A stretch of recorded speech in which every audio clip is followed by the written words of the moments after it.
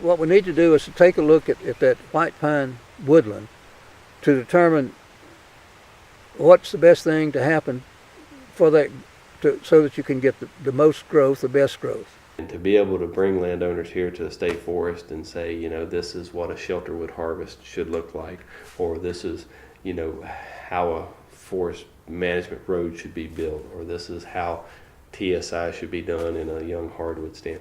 Those types of things are invaluable to landowners. We're opening the canopy up.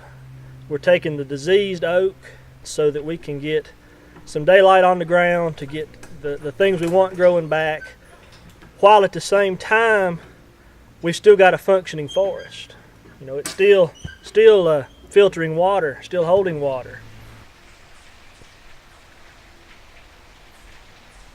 Is it more important to go to the kids' ball game, or is it more important to go hack and squirt 4 acres back in the back, or cut my firewood, I mean, the scope is mind-boggling. 36 acres doesn't seem like that much when you look at some of the bigger forest holdings where they've got hundreds and hundreds of acres planted to pine or hardwoods or whatever. But for 2 people and really mainly just one person trying to manage this and make an improvement, it's a huge investment in time. Through the forest makeover, we've learned, again, about the different types of trees, what are valuable as hardwood, what are not. People in this area used to grow a lot of white pines to harvest, and when pine lumber was very lucrative, now the price has dropped so drastically that it's not, at this point, things are not, white pine lumber is not worth very much. We're really a marginal operation, and I would submit that anybody that's logging in this area who's not tied to a sawmill is losing money, because the sawmills, I would suspect they're logging at a loss. You need to know how much board feet you can expect to get out of your forest, and how much how much that particular lumber would be selling for by the board foot. And one of the first things we're going to do is get in touch with a forester to advise us on, is this the right time to cut? Should we cut these, let them grow 10 more years?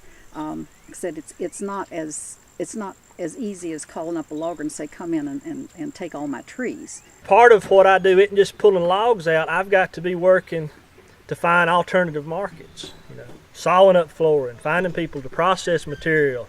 I can't just come in here and pull logs out and expect everything to take care of me. It's a sharecropper attitude.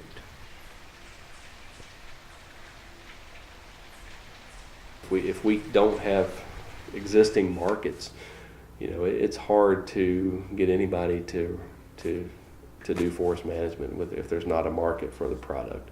And I think maybe some incentives, providing incentives to promote the use of forest products. That would be a big help from the Department of Forestry, would be having small-scale equipment available.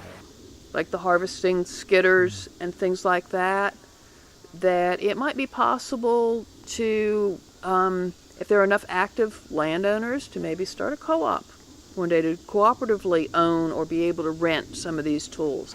Right now, I think I'm 400 feet of cable up behind the house going up a slope that no equipment can go on. And that is every cable I can beg, borrow, and steal from the neighborhood.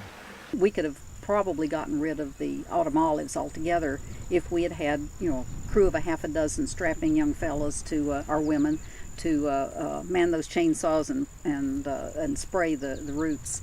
If there was some incentive for forest landowners, if there was some cost share, maybe through the U.S. Forest Service or from someone to do a thinning in a white pine stand in Grayson County or Carroll County, because right now there's no incentive to do that, to improve that forest land.